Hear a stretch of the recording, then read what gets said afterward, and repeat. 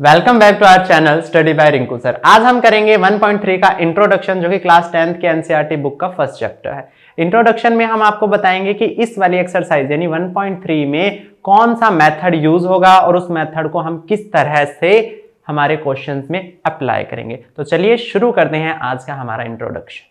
तो चलिए आज हम करेंगे 1.3 एक्सरसाइज का इंट्रोडक्शन।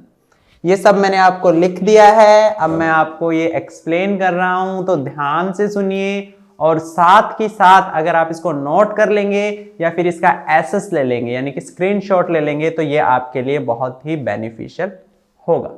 तो आप कुछ एक जो इंट्रोडक्शंस में है वो आपको ये बताया जाता है कि जो एक्सरसाइज हम करेंगे उसमें कौन से थ्योरम या कौन से फॉर्मूले जो हैं वो यूज किए जा रहे हैं या होंगे, तो उसका जो निचोड़ है वो आपको इंट्रोडक्शन में बताया जाता है।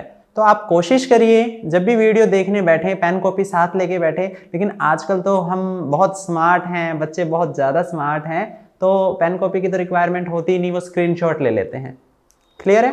तो जैसा भी आपको कन्वीनियंट लगे, सुविधा लगे, आपको लिख सकते हैं तो वेल एंड गुड, बिकॉज जब हम एक चीज़ को अपने हाथ से लिखते हैं तो वो हमें ज़्यादा टाइम तक याद रहती है। क्लियर है? तो चलिए हम शुरू करते हैं आज की हमारी इस वीडियो को इसी के साथ। Proving irrationality of irrational number. It mean जो हमारे इनरेशनल नंबर हैं उनकी इनरेशनलिटी हमें क्या करनी है? प्रूव करनी है। तो देखिए रैशनल नंबर क्या होते हैं, इनरेशनल नंबर क्या होते हैं, आपने क्लास 9th में पढ़ा होगा, लेकिन 9th क्लास का पढ़ा हुआ अभी काफ़ी टाइम हो गया, स्कूल से भी हमारा जो कनेक्शन है वो काफ़ी गैप आ गया है। तो मैं एक आपको लिटिल बिट रिकॉल करवा देता हूँ कि रैशनल क्या होता है, इनरेशनल क्या होता है। ज़्यादा डीपली ना जाके मैं लिटिल बिट ओवरव्यू दे रहा हूँ आप लोगों को, ताकि आपको जो 9th में किया हुआ है वो क्विकली रिवाइज हो जाए। तो चलिए देखिए, फर्स्टली हम पढ़ते हैं रैशनल नंबर। रैशनल नंबर क्या होता है? जिसको हम P बाई क्याऊ की फॉर्म में क्या कर सकते हैं? रिप्रेजेंट कर सकते हैं। किस फॉर्म में? P एंड क्याऊ की फॉर्म में। But here q not equal to 0। जो हमारा डिनोमिनेटर होता है वो हमारा 0 के इक्वल नहीं होता। Remember it. और मैंने यहां दो नंबर लिखे P एंड क्याऊ, तो ये कोई भी इंटीजर हो सकते हैं। क्लियर है? रैशनल नंबर क्या होता है? जिनको हम पी क्याऊ की फॉर्म में रिप्रेजेंट कर सकते हैं, और क्याऊ इट मींस हमारा जो डिनोमिनेटर है नॉट इक्वल टू 0 होगा, और पी एंड क्याऊ कोई भी हमारे इंटीजर हो सकते हैं। इतना समझ आया आपको? रैशनल नंबर क्लियर है? कोई कंफ्यूजन वाली बात नहीं है? ध्यान से देखिए, ध्यान से सुनिए, सब क्लियर हो जाएगा। अब बात करते हैं हम इनरैशनल नंबर की। रैशनल पता है equal to p and q, और इनरैशनल क्या हो जाएंगे? नॉट इक्वल टू या not represent in the form of p by q. हम ऐसे नंबर जिनको पी बाई क्याऊ की फॉर्म में रिप्रेजेंट नहीं कर सकते, और वो हमारे क्या होंगे? Irrational number. क्लियर है? बाकी हम सेम लिखेंगे, q not equal to 0 and p and q are integers. इतना समझ आया आप लोगों को बच्चों? फिर से मैं एक बार रिकॉल करवा देता हूं। रैशनल नंबर क्या होते हैं? जिनको हम पी बाई क्याऊ की फॉर्म में रिप्रेजेंट कर सकते हैं, और क्याऊ है not equal to 0 and p and q are integers. Same इसका वाइस वर्सा लेंगे, अपोजिट लेंगे इन रैशनल नंबर में, कि पी एंड क्याऊ की फॉर्म में जिन नंबर्स को हम क्या नहीं कर सकते? रिप्रेजेंट नहीं कर सकते, वो हमारे क्या होंगे? इन रैशनल नंबर। क्लियर है इतना आपको? अब बात करते हैं हम रियल नंबर्स की। हमारे रियल नंबर कौन से होते हैं, और उन रियल नंबर को हम कितनी कैटेगरीज में डिवाइड करते हैं, और वो कैटेगरीज में जो डिवाइडेशन है नंबर्स की, उनमें से कौन से नंबर हमारे रैशनल होंगे और कौन से नंबर हमारे इनरैशनल होंगे। तो चलिए हम रियल नंबर्स को कितने कैटेगरीज में, मतलब जो एक्चुअल में हमारे नंबर्स हैं उनको हम दो कैटेगरीज में डिफाइन करते हैं। फर्स्ट इज विद डेसिमल, जो डेसिमल के साथ होते हैं हमारे नंबर, ठीक है, और दूसरा विदाउट डेसिमल, जो कि डेसिमल के साथ नहीं होते। इतना आपको समझ है? कि हम रियल नंबर्स को दो कैटेगरीज में डिवाइड करते हैं। पहला है हमारा विद डेसिमल एंड दूसरा विदाउट डेसिमल। फर्स्टली हम एक्सप्लेन करेंगे विदाउट डेसिमल जो नंबर है वो कौन से होते हैं। तो देखिए यहाँ मैंने आपको लिखा है, कोई भी इंटीजर्स हो सकता है, 0, 1, 2, 3, -1, 2, 3, पॉजिटिव नेगेटिव कोई भी नंबर जो हो सकता है, कोई भी इंटीजर हो सकता है, वो हमारे विदाउट डेसिमल पॉइंट्स होंगे। क्लियर है?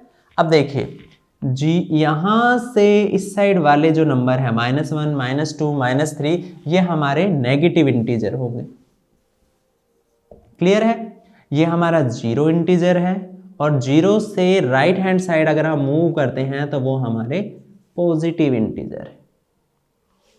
क्लियर है? आप लोगों को इतना समझ आया होगा बच्चों। जो अगर हम 0 से लेफ्ट हैंड साइड चलते हैं तो जो हमारे नेगेटिव नंबर्स हैं वो हमारे नेगेटिव इंटीजर्स होंगे। 0 से राइट हैंड साइड हम मूव करते हैं तो पॉजिटिव नंबर्स गिवन है वो हमारे पॉजिटिव इंटीजर्स होंगे। क्लियर है? बचा 0 को हम क्या कहेंगे? 0 इंटीजर। क्लियर है?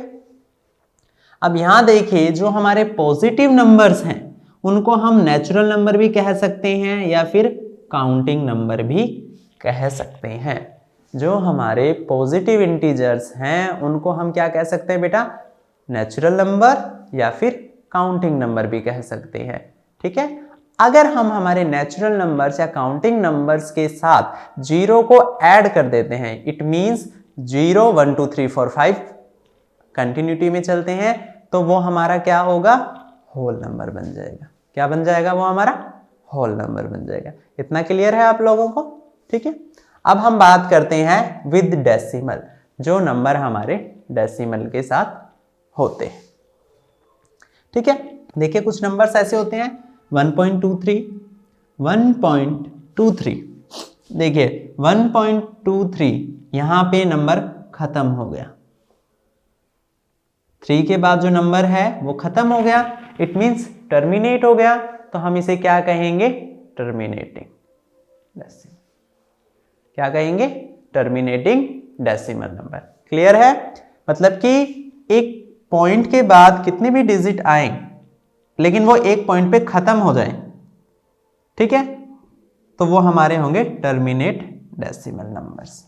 क्लियर है? अब दूसरा देखो, मैंने यहां लिखा है 1.2323। यहां पे देखिए ध्यान से, आपने ऑब्जर्व किया होगा कि जो नंबर है डेसिमल के बाद वो रिपीट हो रहा है। डेसिमल नंबर तो है लेकिन वो क्या हो रहा है? रिपीट हो रहा है। तो इट मींस देखिए यहां 2 3 देन अगेन 2 3, 3 के बाद जो है वो 2 रिपीट हो रहा है, ये डिजिट अगेन रिपीट हो रही है, तो हम क्या लिखेंगे इसको? Non terminating but repeating number. ये टर्मिनेटिंग नहीं है, क्यों? क्योंकि नंबर जो है वो कंटिन्यूसली चल रहा है डेसिमल के बाद, तो वो नॉन टर्मिनेटिंग नंबर है, बट डिजिट जो है वो क्या हो रही हैं? रिपीट हो रही हैं, इसीलिए इसको क्या कहेंगे? रिपीटिंग। इतना समझ आया बच्चा? थर्ड है हमारा 1.2359 सो ऑन, मतलब कि आगे तक डिजिट्स चल रही हैं, ना तो यहां डिजिट खत्म हो रही हैं, ना ही यहां पे जो नंबर या डिजिट है वो रिपीट हो रही है। दो बात ध्यान में आई आपको, फर्स्ट ना तो रिपीट हो रही है ना खत्म हो रही है, तो non terminating and non repeating. ना तो टर्मिनेट हुआ तो नॉन टर्मिनेटिंग, एंड ना ही रिपीट हुआ तो नॉन रिपीटिंग नंबर। इतना क्लियर है आपको? तो देखिए, जो हमारा नॉन टर्मिनेटिंग रिपीटिंग नंबर है और टर्मिनेटिंग है, तो ये हमारे होते हैं रैशनल नंबर, बिकॉज हम इनको पी एंड क्यू की फॉर्म में क्या कर सकते हैं? रिप्रेजेंट कर सकते हैं। क्लियर है? यानी कि 1.23 एंड ये जो है इसको हम कैसे लिखेंगे? देखो, अगर रिपीट हो रहा है कोई नंबर रिपीट हो रहा है, जैसे 1.2323, तो हम इसको कैसे लिख सकते हैं? 1.23, ऊपर हमने क्या लगा दी? बार। क्लियर है? बार का मतलब क्या होता है कि जो नंबर हैं, जो डिजिट्स हैं, वो रिपीट होना शुरू हो गई है, इसीलिए हम यहां बार शो कर रहे हैं। आई होप इतना आपको समझ आया होगा। अब हम बात करते हैं कि इन रैशनल नंबर से कुछ मैं एग्जाम्पल बता रहा हूं आपको, ताकि आपका जो थोड़ा सा कंफ्यूजन बचा है वो क्लियर हो जाए। इनरेशनल नंबर क्या हो जाते हैं? एग्जांपल देखिए 1.10 11110 4 टाइम्स एंड 0। आगे ये चलता ही जा रहा है। देखिए यहाँ ना तो डिजिट रिपीट हो रही है और ना टर्मिनेट हो रही है, ठीक है, तो हम इसको पी क्यू की फॉर्म में रिप्रेजेंट नहीं कर सकते, तो ये हमारा क्या होगा? इनरेशनल नंबर। दूसरा √2 √3 √6 या फिर किसी भी प्राइम नंबर का जो रूट है वो भी हमारा इनरेशनल नंबर होगा। पाई को भी हम पी बाई क्यू की फॉर्म में रिप्रेजेंट नहीं कर सकते। कई बच्चे कहेंगे कि लिख तो सकते हैं सर 22/7, बट कभी भी ये ध्यान रखना 22/7 को आप डिवाइड करोगे तो 3.14 आगे वो कंटिन्यूसली चलती रहेगी, ठीक है। अब और एग्जांपल देखिए, रैशनल नंबर में आप इनरैशनल नंबर को प्लस कर देंगे तो भी हमें इनरैशनल मिलेगा। जैसे एग्जांपल 2 एक रैशनल नंबर है, √3 एक इरैशनल नंबर है, दोनों को अगर हमने प्लस कर दिया तो वो इनरैशनल नंबर ही होगा। सेम अगर रैशनल में से इरैशनल को माइनस कर रहे हैं तो हमें क्या मिलेगा? इनरैशनल। जैसे 2 माइनस √3। अगर हम इनरैशनल में से रैशनल को माइनस कर रहे हैं तो भी हमें इरैशनल ही मिलेगा, √3 माइनस 2। और रैशनल और इनरैशनल को मल्टीप्लाई कर रहे हैं तो भी हमें इरैशनल नंबर ही मिलेगा। क्लियर है इतना आप सबको? लेकिन मैंने यहां कुछ लिखा जैसे कि √25 एंड √36, ये हमारे इनरैशनल नंबर क्यों नहीं है? सर आपने तो कहा रूट वाले जो होते हैं वो इनरैशनल होते हैं, लेकिन बेटा प्राइम नंबर्स का जो रूट होता है वो इरैशनल होता है। जैसे कि अगर 5 का रूट निकालेंगे तो 5, उसको हम कैसे लिख सकते हैं? 5/1 6/1। तो this is the rational number because we can present in the form of p by q. That's why we call this is the rational number. इतना समझ आया आपको बेटा? तो ये तो आप नोट डाउन कर लीजिए, ये स्क्रीनशॉट ले लीजिए वीडियो का, ताकि आपको ये सब चीज़ें अच्छे से क्लियर रहे। अगर आप स्क्रीनशॉट ले रहे हैं तो उसको क्रॉप करके अपना वॉलपेपर बना लीजिए या डिस्प्ले पे लगा लीजिए, ताकि आप जब भी अपना फ़ोन खोलें तो आपको ये सब दिखे। और जो चीज़ बार बार दिखती है तो हमें उसमें से कुछ ना कुछ जो है वो लर्न हो ही जाता है, तो आपको वो ईजिली लर्न हो जाएगी। क्लियर है? आगे मूव करते हैं हम। आप लोगों को मैंने इरैशनल नंबर समझाया, अब हम करते हैं थ्योरम कि हमारी जो थ्योरम है वो क्या कहती है। ध्यान से देखिएगा, इस थ्योरम पे ही बेस्ड है हमारी 1.3 एक्सरसाइज। देखिए क्या कहती है theorem? If p is prime and p एक प्राइम नंबर है and p divides a square. p जो है वो एक प्राइम नंबर है और p जो है वो a स्क्वायर यानी कोई भी नंबर हो सकता है, एनी नंबर। p किसको डिवाइड कर सकता है? a स्क्वायर को डिवाइड कर सकता है। तो where a is any number, यहां पे जो a है वो कोई भी नंबर हो सकता है। क्लियर है? Then p divides a also. अगर हमारा जो p है वो a स्क्वायर को डिवाइड कर सकता है तो जाहिर सी बात है कि p हमारा जो है वो a को भी डिवाइड करेगा। क्लियर है? जस्ट एन एग्जांपल, अगर 2 जो है वो 100 को डिवाइड कर सकता है, यानी कि 100 को डिवाइड करेंगे 2 से तो जाहिर सी बात है 50 आएगा। तो 2 10 के स्क्वायर को भी डिवाइड मतलब 10 को भी डिवाइड कर सकता है। क्यों? क्योंकि 100 जो है वो क्या है? 10 का स्क्वायर ही तो है। क्लियर है? आपको समझ आया आपको कि ये क्या कहना चाहती है थ्योरम? कि p एक प्राइम नंबर है जो किसको डिवाइड कर सकता है? a स्क्वायर को। a स्क्वायर यहां पे कोई भी नंबर है, a जो है वो कोई भी यहां पे नंबर है। जब p a को यानी कि इसको डिवाइड कर सकता है a स्क्वायर को, तो a को भी करेगा। जैसे कि 2 डिवाइड बाय 100 एंड 10 ऑल्सो। तो देखिए अब हम करते हैं इससे रिलेटेड क्वेश्चंस, तो आपको ये थ्योरम ज्यादा अच्छे से समझ आ जाएगी। आई होप आपने ये नोट डाउन कर लिया होगा या स्क्रीनशॉट ले लिया होगा। तो हम मूव करते हैं हमारे क्वेश्चंस की तरफ। तो देखिए एग्जांपल हमारे पास, prove that √2 is a irrational number. देखिए मैंने आपको बताया था कि नॉन परफेक्ट स्क्वायर का अगर हम रूट निकालते हैं तो वो हमारा इनरैशनल नंबर होगा। कोई भी नंबर जो परफेक्ट स्क्वायर नहीं निकलता उसका वो हमारा इनरेशनल नंबर होगा, और जो प्राइम नंबर होते हैं वो ऑलवेज भी इनरेशनल। देखिए एग्जांपल 6 है, प्राइम नंबर नहीं है लेकिन उसका कोई भी परफेक्ट स्क्वायर नहीं निकल रहा तो वो इररेशनल, 10 का भी नहीं, 3 का भी नहीं, 5 का भी नहीं, तो ये सारे के सारे क्या होंगे, इररेशनल नंबर होंगे। इतना समझ आया। अब देखिए जो हम ये मेथड यूज करेंगे इनरेशनल नंबर को रैशनलाइज करना, समथिंग सब कुछ, तो इस मेथड को हम कहते हैं मेथड ऑफ कॉन्ट्राडिक्शन। कौन सा मेथड कहते हैं इसको, मेथड ऑफ कॉन्ट्राडिक्शन। तो चलिए शुरू करते हैं। Firstly let √2 is rational number, it means 2 जो है उसको हम पी क्यू की फॉर्म में लिख सकते हैं। क्यों, क्योंकि हमने क्या माना है, √2 क्या है हमारा रैशनल नंबर, और क्यू जो है यहाँ पे हमारा वो नॉट इक्वल टू 0। अब देखिए पहले हम बात करते हैं पी क्यू क्या है, एक सिंपलेस्ट फॉर्म है। मान लो कि मैंने यहाँ लिखा 25/50, 25 × 5 एंड 2। अब देखिए ये जो निकल के आया है डिवाइड या काट पीट के जो भी हमारा निकल के आया है 1/2। अब 1/2 को हम फर्दरली काट नहीं सकते, हम इसको 1/2 ही लिखेंगे, तो ये होती है हमारी p q form, simplest form. तो चलिए शुरू करते हैं। P and Q are coprimes. जो P एंड Q है वो कोप्राइम नंबर्स हैं, either P and Q have HCF 1। सिर्फ इनका हाईएस्ट कॉमन फैक्टर जो होगा वो एक ही होगा। ये ध्यान रखना आप सभी कि हाईएस्ट कॉमन फैक्टर जो है वो 1 होगा। तो देखिए मैंने क्या लिखा, ये इक्वल में है तो Q यहाँ डिवाइड में है, तो ये कहाँ आ गया, मल्टीप्लाई में, और इक्वल में रह गया P। Squaring on both side, जब हम स्क्वायर कर देते हैं बोथ साइड तो क्या आएगा, Q का square equal to P²/2।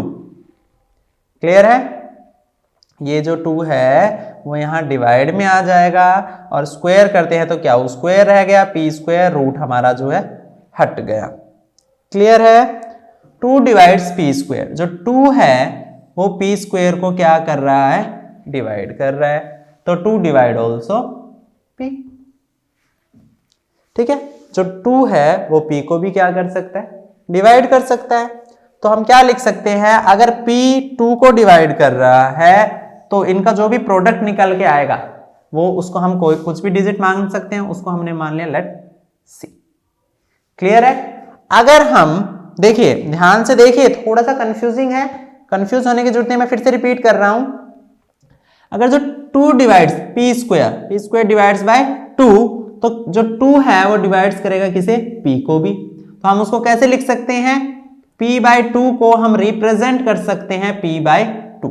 P² हटा दिया मैंने, यहां लिखा है P/2, और इनको अगर हम डिवाइड करते हैं तो डिवाइड करने पे कोई भी डिजिट आ सकती है, कोई भी नंबर आ सकता है, तो मैंने यहां लिख दिया वो हो सकता है हमारा C। तो लेट्स से P यही रहेगा, 2 यहां डिवाइड में है, यहां आगे मल्टीप्लाई में चल जाएगा, तो क्या बनता है 2C। इतना समझ आया। अब देखिए वापस आते हैं हम यहां पे इक्वेशन पे, हमारी पे 2Q एज इट इज मैंने मेंशन आउट किया है, P हमारा क्या है 2C, क्या है हमारा 2C। अब स्क्वेयरिंग ऑन बोथ साइड यानी इसका स्क्वायर किया तो P ये और ये आ गया 4। क्लियर है, क्लियर है आप लोगों को। अब ध्यान से देखिए क्या किया मैंने यहां पे, 2Q², ये 4 यहां है, यहां आ गया इक्वल C, इससे इसको कैंसिल किया है 2, तो मैंने इसको इस तरह से क्या कर दिया, रिप्रेजेंट। इतना समझ आया। तो यहां क्या लिख सकते हैं, 2 डिवाइड्स Q² एंड 2 जो है वो Q को भी डिवाइड करेगा। जब 2 है Q² को डिवाइड, Q² 2 से डिवाइड हो सकता है तो Q 2 से भी डिविजिबल होगा। ये समझ आया बेटा आपको। तो देखिए आगे करते हैं, स्पेस नहीं है तो मैं इस साइड का रब कर रहा हूं थोड़ा। देखिए हमने क्या किया, P² 2 इक्वल C², ठीक है, 2 divides bye Q² and 2 divides Q also. तो हम कैसे लिख सकते हैं, P/Q को भाई Q अगर 2 अगर Q को डिवाइड कर रहा है तो कोई भी सम आ सकता है, कोई भी डिजिट आ सकती है, जैसे हमने यहां लिखा था, तो उसको हमने क्या लेट कर लिया D, लेट से D। तो हम इसको लिख सकते हैं Q इक्वल टू 2d। तो हमारा p इक्वल क्या आया 2c एंड क्याउ क्या आया 2d। यहां पे कॉमन क्या आ रहा है बेटा 2, लेकिन मैंने यहां क्या लिखा कि p और q have HCF 1, highest common factor सिर्फ 1 ही आएगा, एक ही आएगा, लेकिन यहां क्या आ रहा है 2, तो कुछ तो गड़बड़ है। p and q cannot 2 as common factor because p and q are co-prime have HCF 1। क्यों p और q जो है कोई भी दो कॉमन फैक्टर नहीं हो सकता, क्यों? क्योंकि p एंड q का हाईएस्ट कॉमन जो कॉमन फैक्टर है वो 1 होगा। तो वी हैव रॉन्ग अजम्पशन, यानी कि जो हमने अजम्पशन ली थी रैशनल नंबर है 2, वो हमारी गलत है। ठीक है, सो यहां लिखेंगे सो √2 इज इर्रेशनल नंबर। क्लियर है बच्चों आपको? आप इस क्वेश्चन की वीडियो को जो है 2 to 3 टाइम्स जरूर देखिएगा। क्यों? क्योंकि मेरे को लगता है एक बारे में आपको थोड़ा कंफ्यूजन रहेगा, समझ नहीं आएगी, लेकिन आप बार बार इसको रिपीटली देखोगे तो जो आपका कंफ्यूजन है वो क्लियर हो जाएगा। ठीक है, मूव करते हैं नेक्स्ट क्वेश्चन की तरफ। चलिए हम करते हैं हमारा एग्जाम्पल नंबर 9। इससे पहले मैंने आपको प्रूव करके दिखाया √2 को किस तरह वो इनरेशनल है। सेम क्वेश्चन है ये, बस यहाँ पे √2 की जगह √3 है। जो हमने पिछले वाले क्वेश्चन में किया था सेम वो ही प्रोसीजर यहां आएगा। तो देखिए शुरू करते हैं। Prove that √3 is irrational number.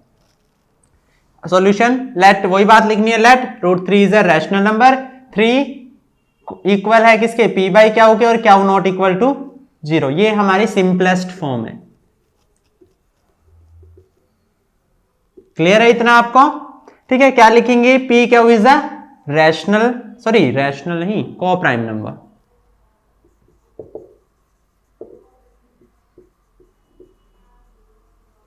ठीक है, आइदर HCF क्या निकलेगा p और क्याउ का, हमेशा वो 1 ही होगा। ये ध्यान रखना, मैंने पिछले क्वेश्चन में भी आपको बताया था, इतना सारा सेम है।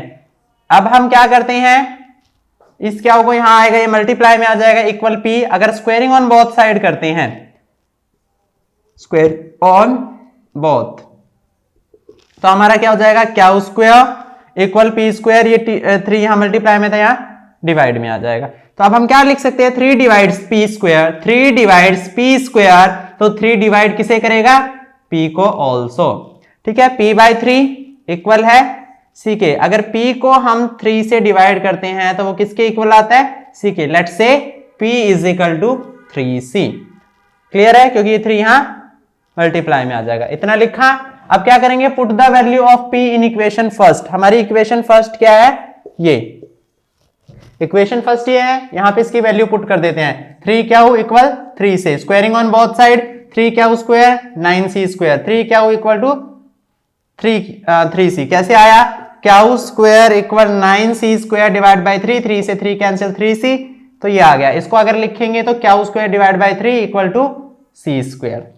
अगर 3 जो है वो डिवाइड कर रहा है क्याउ स्क्वायर को, तो 3 डिवाइड किसे करेगा, क्याउ को और करेगा। क्लियर है, तो हम कैसे लिख सकते हैं, क्याउ को अगर 3 से डिवाइड किया तो डिवाइडेशन करने पे हमें कोई भी मिलेगी डिजिट, मतलब कि सॉल्यूशन तो कुछ आएगा, उसको हमने क्या मान लिया, d। तो हम क्या लिख सकते हैं, क्याउ इक्वल है 3d के। सेम वही बात क्या है, ये हमारा क्या आया था, p इक्वल टू 3c, और ये हमारा क्या आया है, क्याउ इक्वल टू 3d।